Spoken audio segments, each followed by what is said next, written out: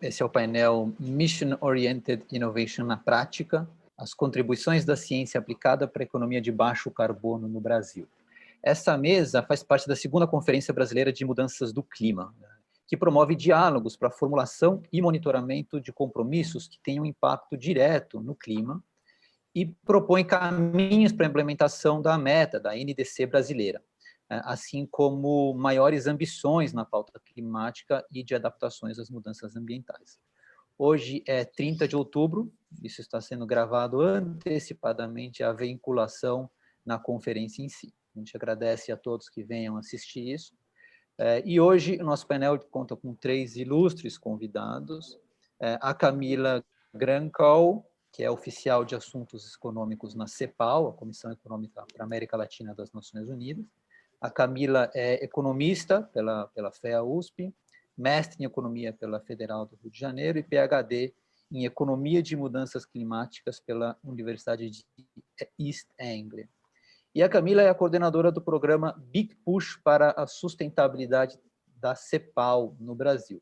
E ela vai falar bastante sobre isso hoje. A Camila vive em Brasília. O Vanderlei John é professor titular da Escola Politécnica da USP, engenheiro civil, depois mestre em engenharia civil e doutor em engenharia civil pela USP. Coordenador do IRIS, o Interdisciplinary Research for Innovative Solutions, um laboratório muito interessante, acho que ele também vai comentar sobre isso, que é parte do Inova USP, e é membro do Conselho Executivo da Agência USP de Inovação. E o Vanderlei é um dos maiores especialistas brasileiros em cimento, e ele vai poder também comentar um pouquinho da experiência dele com inovação em cimento. E o Carlos Cury, também conhecido como Riva, é o diretor técnico do IDESAM. O IDESAM é uma das organizações não governamentais mais relevantes, respeitadas da Amazônia. O Riva é engenheiro florestal pela Exalc USP e vive em Manaus.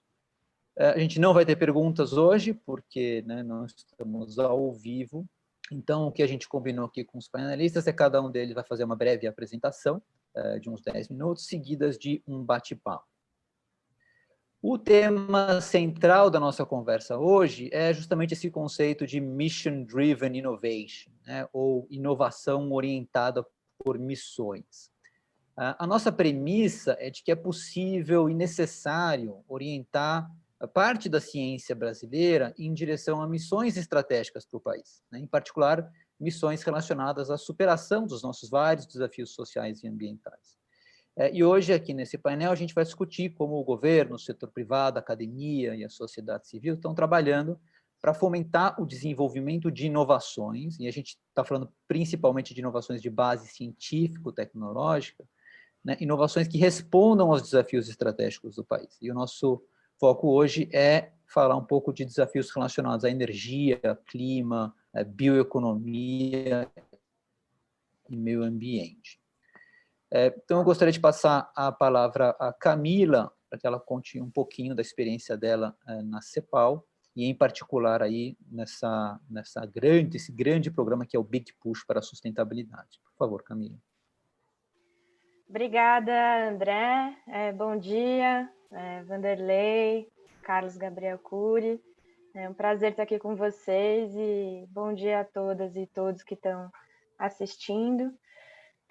Bom, queria parabenizar pela iniciativa desse painel, André? É um tema absolutamente relevante e eu vou usar esses 10 minutos para falar sobre a abordagem do Big Push para a sustentabilidade e por que a inovação, o desenvolvimento científico e tecnológico é tão central para uma estratégia de desenvolvimento que seja sustentável. O Big Push, ou Grande Impulso para a Sustentabilidade, é uma abordagem que a CEPAL vem trabalhando para apoiar os países da América Latina e do Caribe a construírem um novo estilo de desenvolvimento, um novo modelo de desenvolvimento. Então, de fato, é uma abordagem focada na mudança estrutural da nossa economia, nesse ano, a gente está celebrando os 100 anos do Celso Furtado, e ele, que é um dos grandes pensadores brasileiros e latino-americano, um dos fundadores também do pensamento cepalino, um dos pontos que ele defendia era a questão do progresso técnico como uma forma de reter os benefícios socioeconômicos endogenamente, né, no país. Eu não vou entrar em muitos detalhes, acho que muitos devem ter passado, né, pelos livros, pelos artigos de Furtado, mas essa ideia já vem desde muito tempo atrás, né? Desde muito tempo atrás que a CEPAL, que os grandes pensadores que fundaram a CEPAL têm desenvolvido, que é a importância de se ter mecanismos endógenos, ou seja, mecanismos nos países da região de desenvolvimento científico e tecnológico, né? Então, voltando para o Big Push. O que é o Big Push? Em termos muito simples, a ideia é que para você fazer essa transformação estrutural, né, você mudar, transformar estruturalmente o seu estilo de desenvolvimento, são necessários muitos investimentos, investimentos massivos que transformem a forma como a gente produz, transmite e consome energia, a forma como a gente locomove as pessoas, as mercadorias,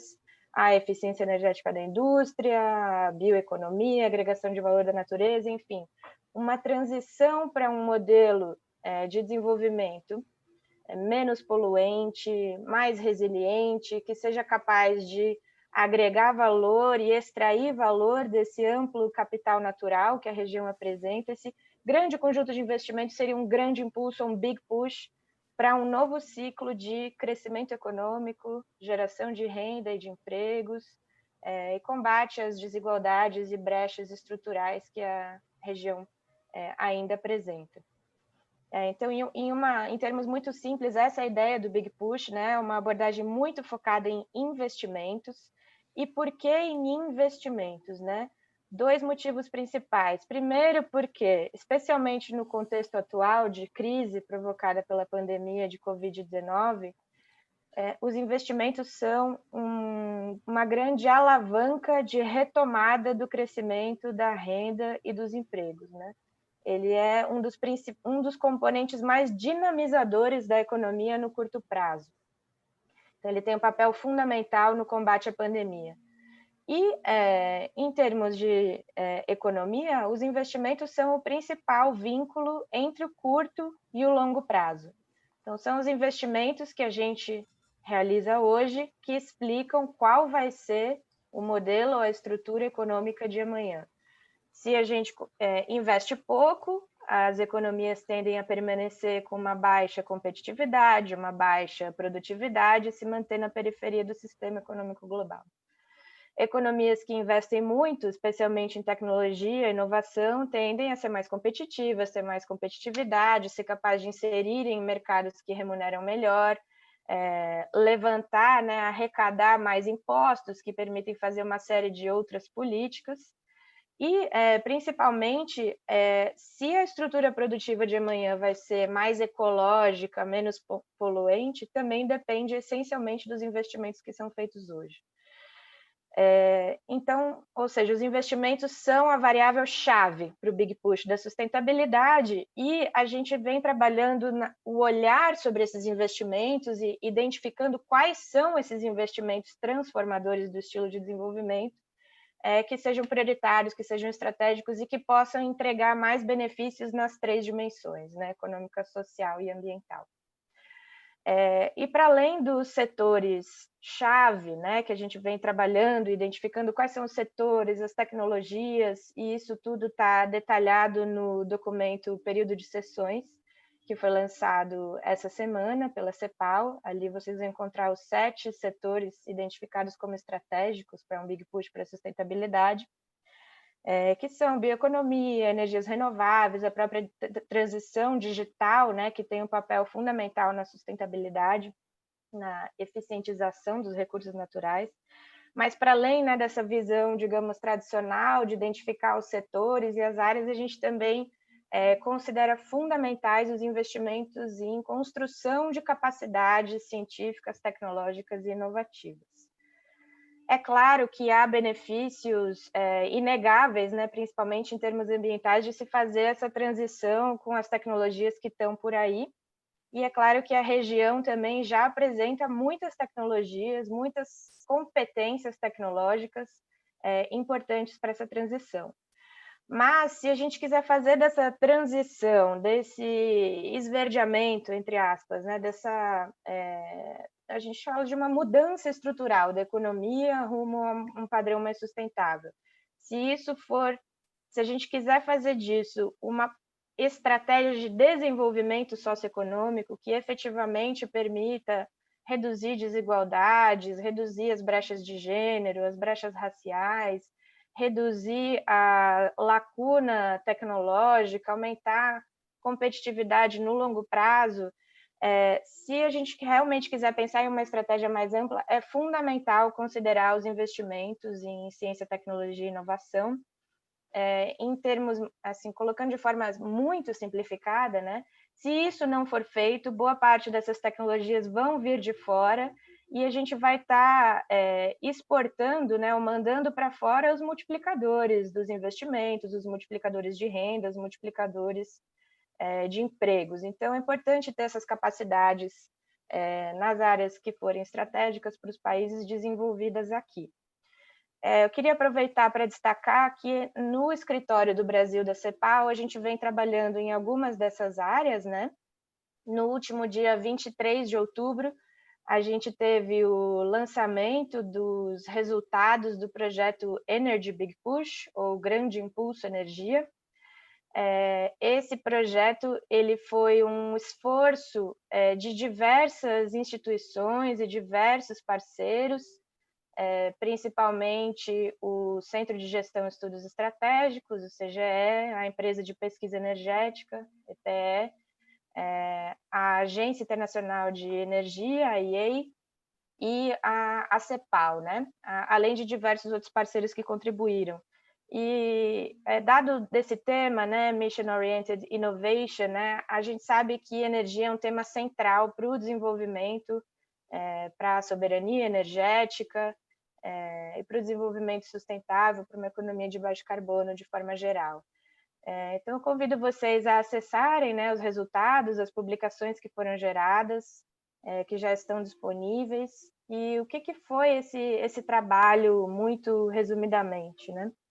Ele foi um trabalho que levantou pela primeira vez dados públicos sobre em que pé o Brasil está na inovação em energia, né? Quanto se investe, em quais tecnologias, e aí foi feito um levantamento muito amplo, não só das energias limpas, mas de todas as categorias de energia, né? As fósseis também, nuclear, enfim. Foi feito esse levantamento detalhado, pela primeira vez isso foi feito no Brasil, né? Inclusive uma desagregação por tipo de investimento, se é investimento público, ou publicamente orientado, que também é uma especificidade do Brasil, né? Tem essa obrigatoriedade de investir uma porcentagem do faturamento em P&D. Isso se mostrou uma fonte importante de inovação. Aliás, esses investimentos publicamente orientados são a principal fonte de recursos para inovação em energias limpas no Brasil.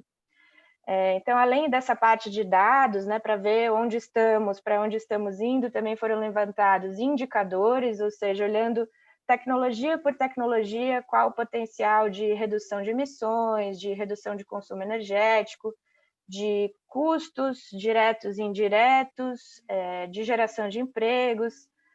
Lógico que sujeito a grandes incertezas, afinal, a inovação é uma área muito dinâmica, que está o tempo todo se atualizando, mas essa análise foi muito importante para a gente entender o potencial das energias de baixo carbono contribuírem para um big push, né? E já dando um spoiler para quem vai ler os relatórios, o fundamental aí é pensar em uma combinação, porque de fato não tem uma bala de prata, né? Não existe uma única tecnologia que entregue todos os benefícios que a gente espera numa transformação estrutural como o Big Push para a sustentabilidade. E, por fim, o último eixo, o último relatório técnico, né? Então, a gente teve dados, indicadores, e o terceiro, que é o último, é a parte de policy, né? Políticas. Então, a gente levantou quais são os mecanismos de incentivo que existem no Brasil, qual que é o quadro de políticas e regulações que já existem no Brasil para fomentar a inovação em energias limpas e quais são as lacunas e alguns apontamentos de linhas de ação e recomendações. Então, esse é um trabalho que foi realizado, né, por essas instituições que eu comentei e que está disponível aí para todos. A gente já está começando a segunda fase, né, dessa iniciativa, que é muito importante para a gente entender como aumentar, como investir mais em competências produtivas, tecnológicas e inovativas na área de energias limpas. Bem, eu vou encerrar minha fala aqui com esse exemplo e fico à disposição para a nossa conversa. Legal, obrigado, Camila, super interessante. Você tocou em vários temas aí que a gente depois pode aprofundar, eu diria. Vanderlei, queria passar a palavra para você. Acho que o Vanderlei traz um olhar interessante, que é o olhar de quem está dentro da academia, né? De uma pessoa que faz ele próprio com seu time ali, P&D. Vanderlei, fique à vontade, por favor, para contar um pouco aí da sua história. Obrigado pelo convite, André. Acho que é uma excelente discussão. Muito bom estar com a Camila e com o Carlos Cury aí. Acho que essas múltiplas visões, elas são essenciais, né? Não dá para a gente pensar questões estratégicas do país partindo só da universidade ou só da visão empresarial, e essa síntese eu acho super importante. Bom, a academia brasileira tem uma tradição muito grande de trabalhar, a gente chama de regime de balcão. O pesquisador tem uma ideia, faz uma proposta para a FAPESP, CNPq, pega um dinheiro, né, e no final a gente gera artigos, forma gente, né? A gente tem uma academia, de pesquisa muito grande no Brasil. O Brasil gasta mais em P&D que a Suíça, né? Não per capita, mas no bulk, né? E os resultados econômicos desse investimento, eles são menores do que os da Suíça, certamente, né? Nós gastamos muito mais do que a Suíça. Então, nós podemos melhorar, eu acho que essa é a coisa fundamental. Essa questão do que é estratégico, a gente, de fato, precisa começar a pensar. No meu grupo, a gente trabalha com duas questões estratégicas para o país. Primeiro é a questão da produtividade. Eu olho mais para o lado da construção civil, mas acho que vale para tudo. Na construção civil, não dá para pagar mais os operários se não aumentar a produtividade, que é, no Brasil, 20% da produtividade da construção norte-americana. Então, não dá. Do jeito que é a construção hoje, os operários serão pobres, e eles são lá 10% da nossa força de trabalho. Então, nós precisamos aumentar a produtividade para gerar mais renda, né? E agora que a população para de crescer e vai começar a encolher em 2035, essa questão é absolutamente essencial. A segunda questão, que você já levantou, é a questão ambiental, e, para mim, a questão das mudanças climáticas estão no topo disso. Problema, nem a sociedade brasileira está mobilizada na questão da produtividade. Eu acho que o governo, o Estado, a sociedade e boa parte do empresariado não entende a questão da produtividade, né? Eu gosto muito de uma frase do Krugman que fala: produtividade não é tudo, mas no longo prazo é quase tudo, né? Eu acho que esse é o nosso problema, né?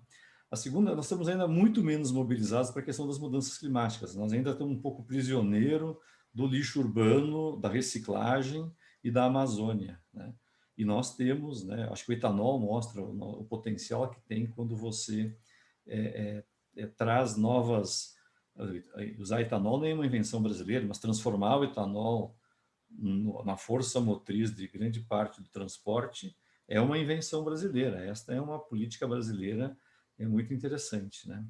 Então, a gente precisa colocar a questão das mudanças climáticas na agenda. Eu estava lendo outro dia uma matéria sobre etanol no UOL, e o cara falou: mitos sobre o etanol. Um dos mitos, o último mito que ele disse que era mito, é que o etanol reduz a poluição, né? Bem no finalzinho ele fala: olha, mas emite menos CO2, né?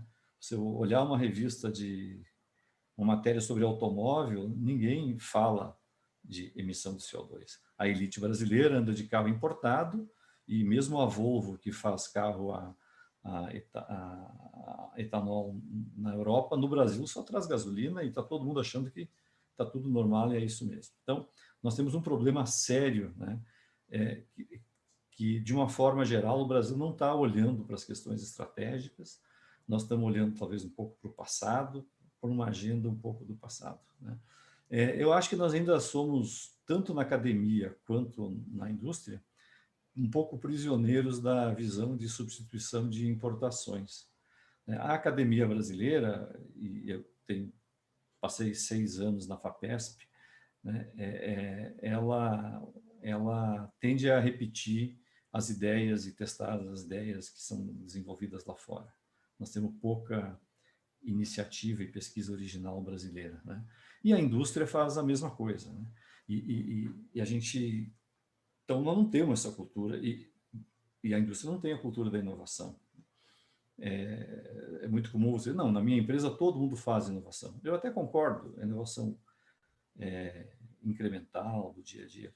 Mas nós não temos uma cultura de inovação nas grandes empresas brasileiras, ela está começando. E ela está começando com a seção de administração, com as consultorias e tudo mais.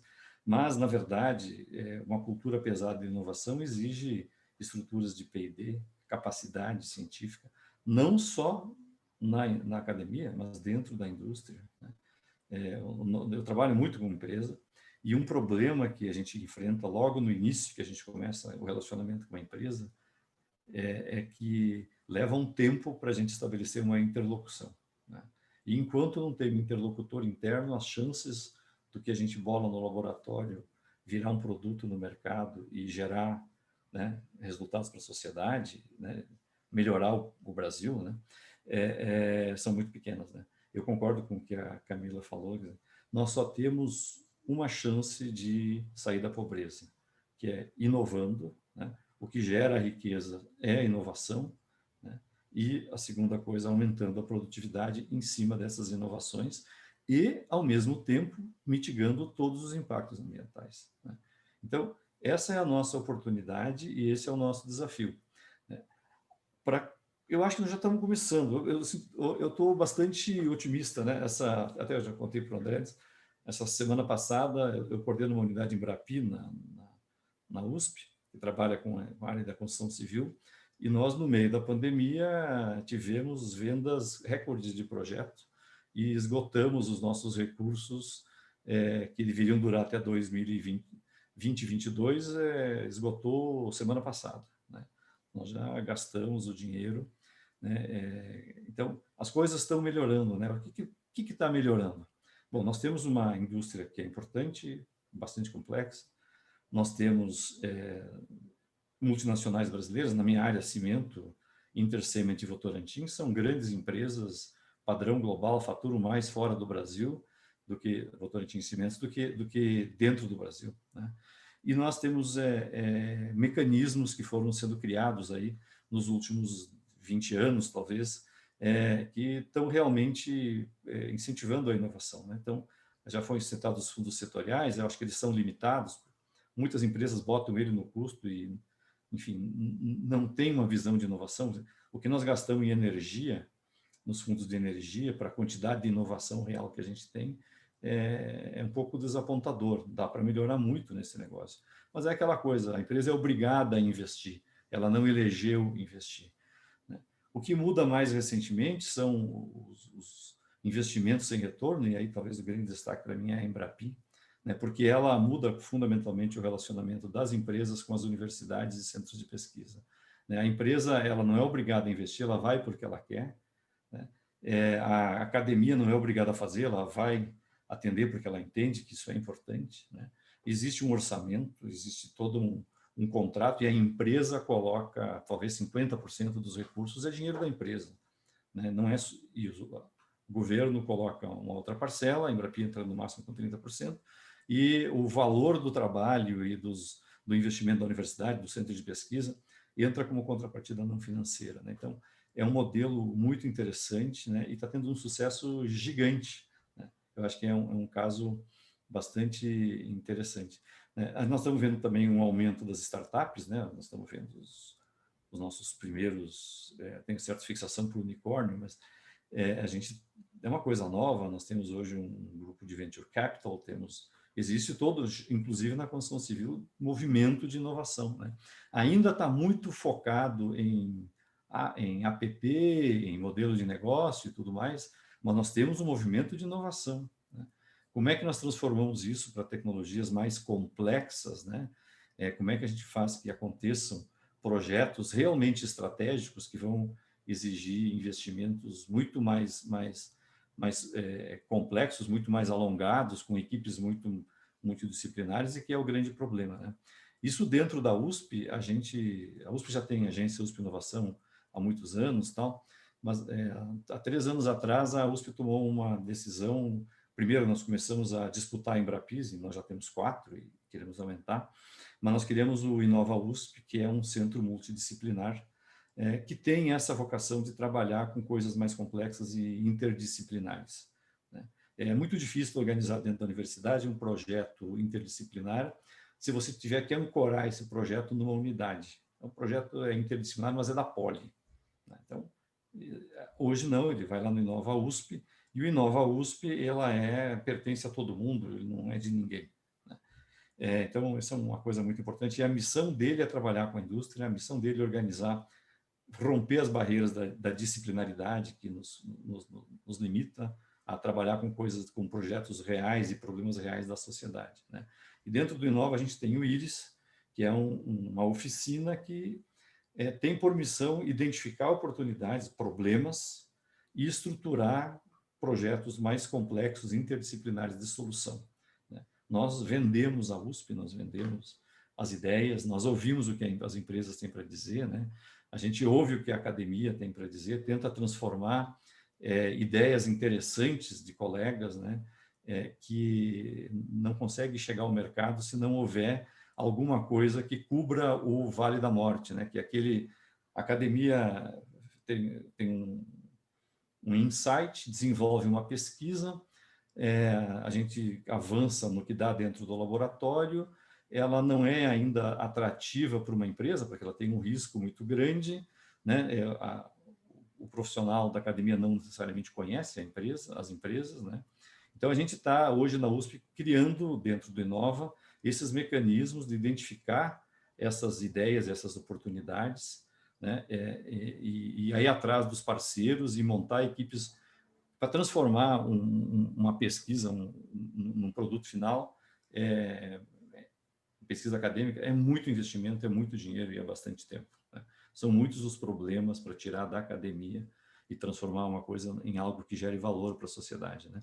E o que hoje a gente começa a perceber, isso é novo no Brasil, que o paper é super importante, a gente aprende muito e divulga, mas o paper não gera riqueza no final do dia se não houver essa segunda parte. Então, a USP, eu falo da USP, mas as outras universidades também estão fazendo isso, criando estruturas para fazer essa ponte da inovação, né? E a Embrapi o dinheiro, a FAPESP tem o PIT e o PIP, a FINEP tem uma série de mecanismos, o BNDES financia as plantas piloto, né? A gente já tem hoje um ecossistema, tem venture capital, anjo, né? Gente com essa cultura, então nós estamos andando, né? Bom, só um pouquinho do que a gente faz na área de cimento, né? Eu trabalho com cimento há muito tempo, mas o que nós estamos fazendo hoje vem de uma pergunta de uma aluna. Eu dei uma aula e tem nas normas internacionais, fala para fazer concreto, precisa um valor mínimo de cimento. Aí eu falei, olha, tem esse número aqui, mas eu na minha vida nunca vi nenhuma demonstração cabal que esta quantidade de cimento é necessária. Terminei minha aula, fui embora e veio aquela menina atrás de mim falando, pô, mas tem que ter um mínimo. Eu falei, Fernanda, deve ter um mínimo, mas qual é o mínimo? Eu não sei, né? E ela me perseguiu até que eu concordei em a gente sair atrás do mínimo, né? 12 anos depois, né? Bom, pouco tempo depois eu consegui um doutorando. O doutorando trabalhou 5 anos, terminou a tese, ganhou um prêmio de melhor tese da USP.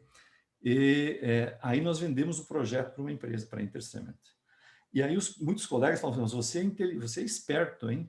Já resolveu tudo, já fez o doutorado e agora vendeu o projeto para a empresa, né?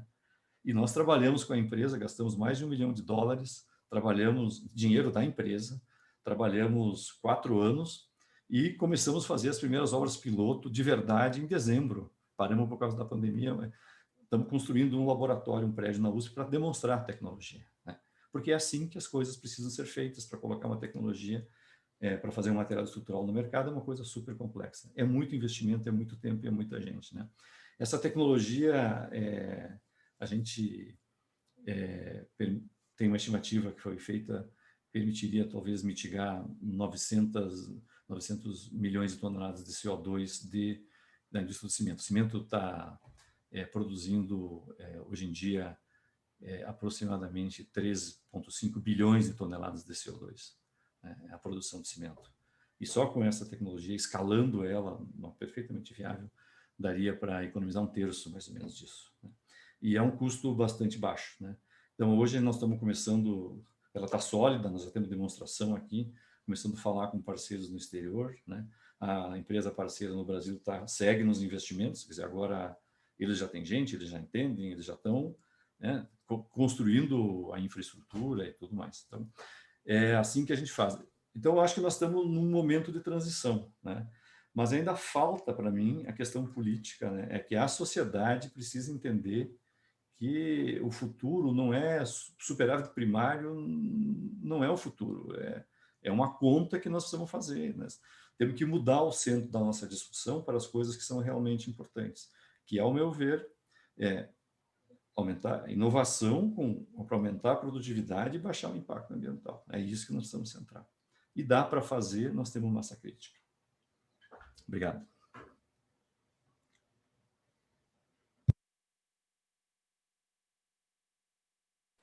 Legal, Vanderlei, super obrigado. Apesar de, porque ela aponta para várias coisas que estão mudando na direção certa, né?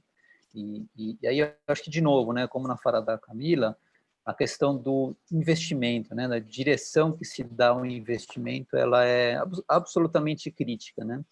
E eu gostei muito de uma coisa que você falou, Camila, que foi essa ideia de que o investimento ele é o vínculo, né, entre o curto e o longo prazo. E enfim, acho que depois da fala do Rivo, a gente pode entrar mais nessa discussão, né, sobre justamente como é que a gente, então, direciona o investimento para o lugar certo, né? Acho que, né, o Vanderlei mesmo mencionou que a gente investe muito em P&D, né? A ciência brasileira tem muito recurso, muito dele vindo de recurso incentivado, inclusive. Então, acho que fica a pergunta, né? Como é que a gente canaliza esse investimento para o lugar onde ele aponta para esse futuro, né, que a gente quer. Mas, enfim, a gente volta a falar disso um pouquinho mais para frente. Riva, por favor, te passo a palavra.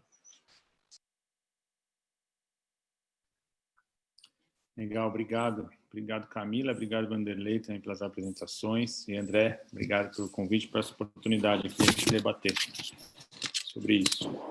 A gente sempre acha que o lugar que a gente está pior que o resto, né? A gente sempre pensa que é a Amazônia, que tem pouca inovação, está fazendo uma situação. Mas eu, depois até, se o Vanderlei quiser completar alguma coisa, o André, você também, André, com as buscas que vocês têm feito, a construção de cenários positivos de inovação, eu acho que a gente está, olhando o lado do copo cheio, a gente tem um momento da inovação na questão legal, que é importante agora, de evolução, de amadurecimento, né? A lei da inovação veio numa evolução, ela mais tempo que a gente gostaria, tudo, temos um monte de considerações, mas hoje ainda tem universidades que estão ainda criando as suas agências de inovação ainda, fazendo essa relação, esse ponto final da legislação para se comunicar com o mercado.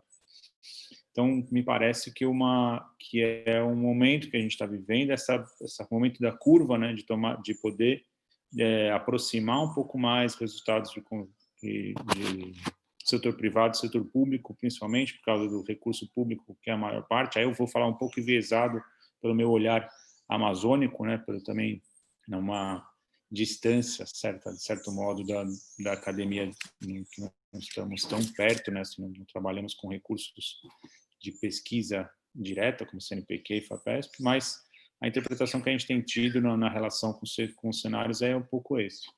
Tem momentos que já estão mais maduros e momentos que estão acontecendo agora, estão em diferentes fases, né? O Vanderlei deu bons exemplos aí de ações que já estão acontecendo com interação e muitos resultados já alcançados. E o Vanderlei também, só para terminar minhas considerações amplas, trouxe um exemplo importante. A estratégia de longo prazo, a visão de bons resultados já alcançados. Ele citou para o álcool. Se a gente olhar a civicultura brasileira, é embasada num programa de fomento muito forte, né, mas um programa orientado, sempre integrado com o setor privado. Acho que ele veio com um formato referência, né, pela minha formação florestal, que eu sigo, a gente tenta olhar bastante para trazer para a Amazônia. E aí a gente vai ter outros exemplos também de pensamentos de estratégia de longo prazo que o Brasil, quando pôs para fazer, fez. Realmente tem ações afim e conhecimento suficiente para orientar essa demanda, orientar a demanda e o resultado acontecer pelo conhecimento acumulado. Então, isso nos motiva a ver esse copo cheio e esses momentos aqui de términos da lei da inovação para concluir com as agências de inovação, a regulação interna de repartição dos resultados, conhecimento, integração com o setor privado, também mostra ainda um caminho que a gente não terminou esse caminho, né? Ele não se esgotou, ele está só começando ainda, é uma oportunidade pulsante, importante de acelerar e a gente colher mais resultados sobre isso, sobre o que a gente tem de conhecimento, né? Bom, essa minha fala de reflexão, né, por ser o último aqui, é só para dar um início um pouco da minha apresentação. O IDESAN é um instituto fundado em Manaus, nascido aqui, desenvolvido aqui, hoje com bases no interior e outros territórios também, mas com a missão de promover cadeias produtivas sustentáveis. E aí a gente tem uma lógica que a gente hoje olha para trás e colhe frutos dela e gosta do planejamento feito, que foi inicialmente nosso planejamento estratégico era mostrar que era possível fazer diferente. A Amazônia não tem bons exemplos de municípios que vivem da floresta, de uma relação harmoniosa, né, com esse ambiente. A gente fica um olhar de todo mundo que olha um futuro amazônico não vê a floresta como vê no ideológico, no econômico não vê a floresta lá desenvolvendo e gerando economia. Então, a gente precisava primeiro, o conceito nosso de botar os pilotos no campo e funcionar. Funcionou, deu certo, e aí a gente foi de manejo florestal, óleos vegetais, turismo e até pecuária com harmoniada para cá, para a região. Agora a gente passou na fase de escalonar esses modelos e consolidar essas cadeias, né? Como essa cadeia que deu certo, como o projeto funcionou, como é que ela fica perene. Então é isso que a gente tem trabalhado nas nossas linhas de campo operacionais. Então é sim uma visão também de médio prazo, né, para a implementação da nossa atuação e uma oportunidade, esse no campo que a gente desenvolve. E aí uma oportunidade que a gente primeiro olha para como isso pode acontecer é o tema de mudanças climáticas e serviços ambientais. Ele pode ser a chave econômica, de incentivo econômicos para o reconhecimento do papel da floresta, traduzido isso em inovação para um desenvolvimento econômico baseado na floresta. Então, a valoração da floresta pode, se for traduzida num formato de um plano estratégico de investimentos para inovação, a gente pode fazer isso. A questão climática é importante fazer isso. E aí os outros temas, né, de manejo de tecnologias florestais, produção rural, que o IDESAN trabalha, as políticas públicas que precisam ser completadas, elas também precisam olhar também para esse cenário de necessidade de mudança, né, de necessidade de estabelecer marcos de desenvolvimento futuros. Desculpa, aqui estão uns cliques a mais. Daí nisso a gente tem trabalhado para ajudar a aumentar o nosso impacto. O IDESAN abriu uma linha de ação de apoiar negócios de outras cadeias que o IDESAN não atua no campo, não está atuando no campo. Então começamos a trabalhar num programa, numa linha de fomento a novos negócios. Depois, por motivação, né, da USAID, começamos a interagir com eles e foi desenvolvida a plataforma PPA, Parceiros Amazônia, e ela encaminhou que um elemento importante era apoiar negócios de impacto social e ambiental na Amazônia, que acontecessem, se consolidassem e crescessem, né? Então, a gente precisa pessoas olhando para a Amazônia e achando as soluções para manter um negócio funcionando. E aí isso é um elemento importante também. Você precisa de um foco diferenciado para você olhar para a Amazônia e pela característica que ela tem. As soluções delas podem ser negócios, podem se tornarem negócios. Só que o seu cliente, às vezes, é um comunitário ribeirinho. A condição de pagamento dele pelo seu serviço tem que ser pensada diferente. Então, os negócios de impacto se encaixam melhor porque o empreendedor vem com essa filosofia, vem com o pensamento de equilibrar o resultado econômico que ele quer ter, mas também com a realidade que ele quer influenciar. Então, isso é importante. Eu acho que esse direcionamento a gente tem incentivado bastante, buscado favorecer essa agenda, né? E aí o programa de aceleração hoje acontece, é um programa com 30 empresas aceleradas, é o maior programa de aceleração de negócios de impacto social e ambiental do norte do país. E os parceiros, né, não só os AIDs, são mais de 30 empresas vinculadas à plataforma Parceiros pela Amazônia, que estão fazendo esses pensamentos de como gerar inovação e um modelo econômico diferenciado para a Amazônia. E um último tema que nós entramos aqui, eu acho que a inovação cai muito bem, é o chamado Programa Prioritário de Bioeconomia. O IDESAN é coordenador de um programa que é do governo federal, programa que, baseado na lei de incentivos fiscais, quando a renúncia fiscal vem atrelada a investimentos de P&D, e aí tem o setor de informática como carro-chefe, mas tem outros setores também do Polo Industrial de Manaus, ele gera uma obrigação de investimentos em P&D. Isso é uma obrigação, as empresas estão se modelando para isso, estão evoluindo, e o programa prioritário vem no sentido de facilitar para que as empresas invistam na bioeconomia sem o ônus da prestação de contas técnica, porque não é a praia deles, né? Assim, eles são de outros setores. E isso, então, é importante. Esse elo é o elo facilitador, para diminuir o ônus deles.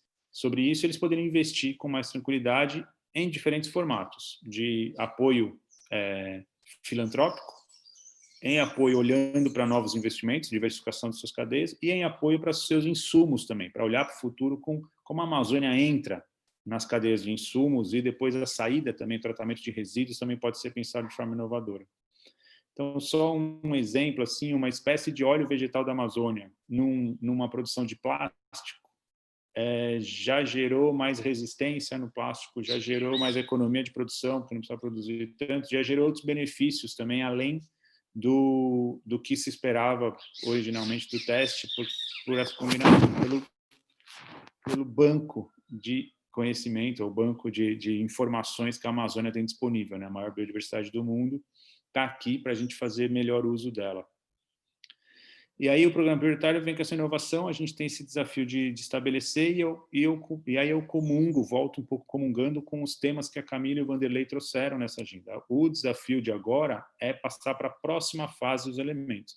Tem muita solução nas bancadas, nos laboratórios, nas coisas, tem muito pensamento sobre a necessidade da Amazônia, as oportunidades que ela tem, muita coisa já desenvolvida, já pensada.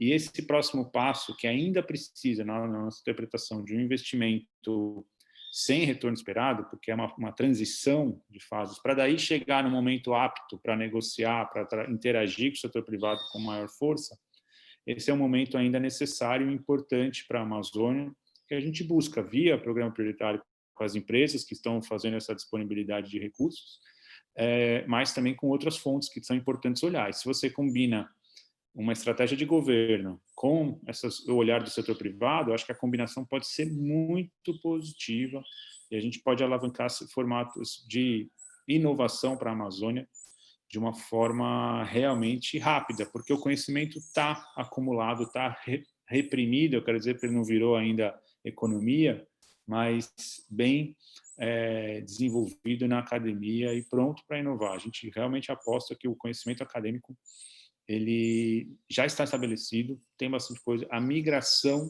para o modelo de negócios, para isso se converter, é a fase que a gente está vivendo agora e quanto mais rápido a gente puder fazer isso, melhor. Aí os temas também relativos à questão climática nos impõem uma obrigação de sermos rápidos com relação a isso, né? Então, acho que tentei falar rápido aqui nas nossas atuações, do campo, a inovação tecnológica e as reflexões que eu acho que são importantes para a gente olhar.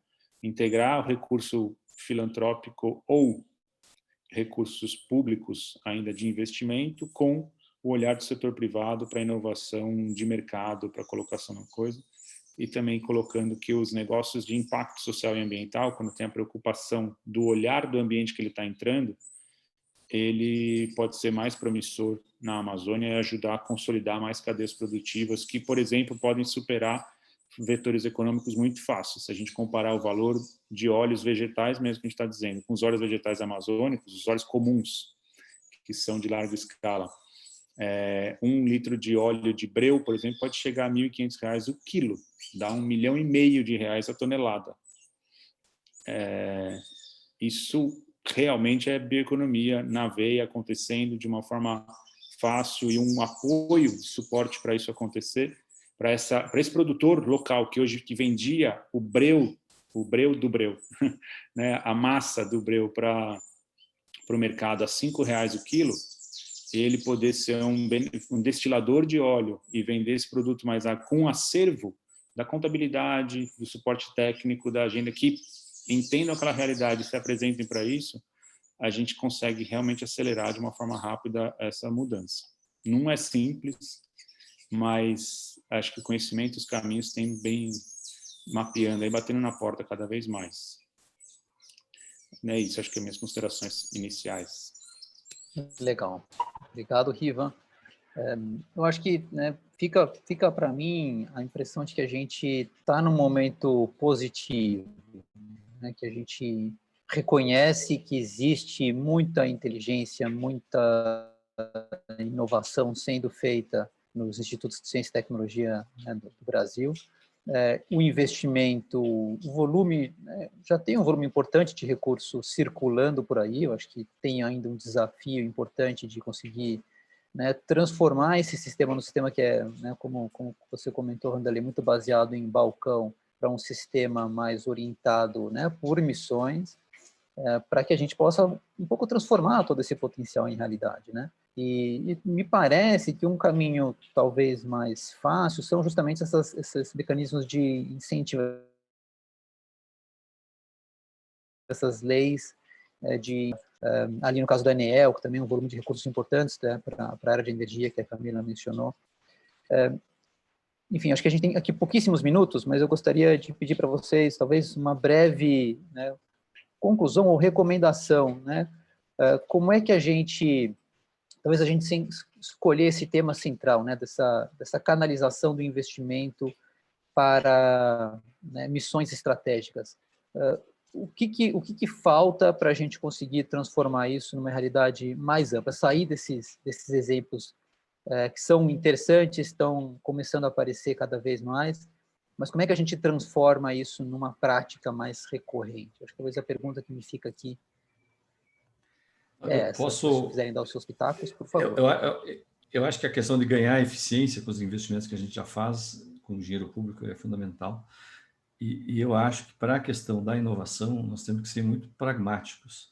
Nós precisamos encontrar temas onde nós temos uma vantagem competitiva. A Embrapa é o nosso grande caso de sucesso em inovação. A nossa agricultura é o que é por causa da Embrapa, né? E ela construiu todo um sistema na agricultura, funciona, né? Mas nós temos que encontrar... Por que funcionou? Porque nós temos uma vantagem competitiva, que é um clima e um solo favorável, né? Então, em cada caso, a gente tem que achar a nossa vantagem competitiva. Então, não adianta a gente... vamos investir em nanotecnologia. Uma vez eu vi um investimento em nanotecnologia no Brasil, no governo Lula, um programa para 4 anos, o edital do total era menor que o orçamento de um dos laboratórios de nanotecnologia da ETH. A chance disso resultar numa coisa competitiva, relevante, que gera riqueza, é muito baixa, né? Então, a gente tem que começar a ser pragmático, onde nós temos massa crítica, onde nós temos alguma vantagem local, onde nós temos empresários dispostos e entendendo do mercado o suficiente para correr o risco, né? Então, a inovação nunca vai acontecer na universidade, vai acontecer universidade, com empresa e gente, né? Isso, para mim, é fundamental. Nós temos que desenvolver essa capacidade, e ela é difícil, porque vai implicar em dizer, olha, teu tema é importante, mas nós não temos vantagem competitiva nele, né? E essa é uma coisa que nós precisamos começar a fazer. Os suíços fazem isso com uma naturalidade, fecham um laboratório assim. Nós, depois que abrir um laboratório, nós não fecha. É complicado. Legal, Vanderlei. Queria comentar também sua provocação, André, e agradecer ao Vanderlei, ao Cury, pelas excelentes falas, muito interessante. Concordo totalmente com as palavras do Vanderlei. Eu acho que não é fácil, né, construir essas competências, essas capacidades, mas de fato, uma vez que elas estão em marcha, as coisas tendem a fluir melhor, né? Mas do ponto de vista do Big Push para a sustentabilidade, né, do grande impulso, o que a gente identifica como a principal coisa a se fazer, né, a principal linha a se tomar, se resume a uma palavra: coordenação. Então, a gente defende, né, que para se alcançar uma transformação do estilo de desenvolvimento estrutural, ampla e de longo prazo, de fato é necessária uma coordenação ampla das políticas públicas, né? Enfim, quem já morou em Brasília, trabalhou aqui, sabe como é desafiador os próprios órgãos conseguirem uma coordenação entre si. Além disso, a coordenação entre os órgãos federais e os subnacionais. Na área da inovação, a gente sabe a importância que tem a FAPESP, por exemplo, né? Uma das maiores. E também a coordenação entre o governo e os demais atores da sociedade, né? Setor empresarial, sociedade civil. A gente viu aqui o exemplo do Vanderlei, como as unidades Embrapi estão se coordenando com o setor empresarial, desenvolvendo soluções para o setor produtivo. E o exemplo do Cury aqui, que trouxe as questões da Amazônia, né? E como uma organização da sociedade civil está contribuindo para a construção dessas competências, para a construção desses novos modelos. Então, a coordenação, de fato, é muito importante, é a chave para que isso possa acontecer. A literatura de inovação aí vem apontando isso há muito tempo, né? Não é uma novidade, na área de inovação isso já é conhecido há muito tempo. É fundamental essa coordenação na área macro, né? Então, por exemplo, agora a gente tem um momento de taxas de juros muito baixas, o financiamento está muito barato, esse é um momento extremamente oportuno e é importante que haja uma previsibilidade e uma continuidade desse ambiente macroeconômico. Taxa de câmbio, enfim, é uma série de variáveis macro que são importantes, mas também as variáveis micro, né? Como é que está o ambiente de incentivos no nível micro? Foi falado aqui sobre as questões regulatórias e os mecanismos de fomento, né, ou de indução que ajudem o setor produtivo e a área acadêmica do Brasil voluntariamente a se engajarem mais em inovação, a desenvolverem essa cultura de inovação, construírem essas capacidades, essas rotinas. Então, de fato, a coordenação é chave. E esse foi o grande achado do eixo de políticas públicas do projeto Energy Big Push, que eu estava comentando anteriormente. Então, no relatório sobre mecanismos de incentivo, o principal ponto é a coordenação amplamente entendida, né, de se ter uma governança claramente estabelecida. A gente até recomenda a criação de um comitê de inovação e energias limpas que possa ajudar nesse processo. E eu só queria fechar com um exemplo, novamente, para seguir o padrão, né? Que a gente já teve diversos Big Pushs em diversas áreas no Brasil. Isso, enfim, o Cury até trouxe alguns exemplos aqui da Amazônia, mas para ficar no tema de energia, que é um dos centrais e há imensas oportunidades para inovação e energias limpas, nós já fizemos, né, o Big Push da energia eólica. O Brasil é um país que tinha pouquíssimas ou quase zero competências e em menos de uma década se transformou em um dos principais importadores inclusive de componentes mais complexos dessa cadeia de valor, né? Temos um parque eólico significativo e em ascensão. Os custos da energia eólica caíram exponencialmente. Hoje ela é uma fonte de energia que já é competitiva. E para se chegar nisso, o caminho foi muito claro, né? Investimentos em ciência, tecnologia e inovação, financiamento com condicionantes a requisitos de conteúdo local, que também foi um aprendizado, foi uma política que teve que ser revista muitas vezes, e isso faz parte, né, esse aprendizado, e ter essa flexibilidade de rever as políticas para que elas de fato sejam efetivas em cumprir seus objetivos. E além desse lado todo de oferta, de construir as capacidades, a experiência da energia eólica também mostrou a importância da demanda, de ter, num primeiro momento, os leilões dedicados que assegurariam para os investidores que ia ter demanda para aquilo que eles estavam desenvolvendo. Depois isso foi flexibilizado a partir do momento que o mercado já teve um maior grau de maturidade, enfim, também para linkar com o que o Curi estava comentando, da importância de ter mecanismos mais amigáveis, principalmente nas primeiras etapas desse desenvolvimento, né, até que essas cadeias de valor sejam estabelecidas. Então, essas seriam minhas considerações. Obrigada.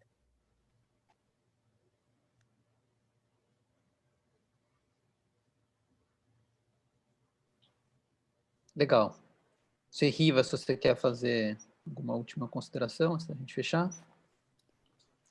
Não, bom, também agradeço essa oportunidade de estar trocando essa ideia, aprendendo muito aqui. E eu sou totalmente alinhado com a questão de coordenação, né, do planejamento. Se a gente, quando você vai para a Amazônia, então, que existe, todo mundo, cada um fala uma coisa, não, é a madeira, não é a borracha, não é o não sei o quê, mas é não sei o que lá, mas é... Sem eixos claros de ação, de integração de atores, a gente vai ficar patinando ainda, vai continuar nesse formato ainda muito disperso. A Amazônia também não é única, a Amazônia é mais da metade da área do país, então a gente precisa entender as realidades locais, fazer planejamentos territoriais bastante concretos e avançar juntos, né, integrados. E eu acho que o principal é isso, um convite ao setor privado olhar para a gente, para a Amazônia e para a questão climática também como essa oportunidade. A Camila deu um melhor exemplo também que eu considero. O setor eólico revolucionou e quem investiu naquela época lá atrás está colhendo bons frutos agora. Então, quem estiver na frente, né, não vai comer poeira. Então, que seja quem está aqui na Amazônia, melhor ainda, que é só diversificar um pouco do seu olhar para olhar para a biodiversidade e para o clima também, para as questões climáticas, são elementos de oportunidade, sem dúvida. Quem for mais estratégico vai alcançar isso com melhor êxito, melhor sucesso. Então, fica esse convite para todos aqui, seja... vou puxar a brasa para a nossa sardinha aqui, a amazônica, para todos olharem aqui e a gente construir junto cenários de futuro promissores. Obrigado mais uma vez, parabéns a todos.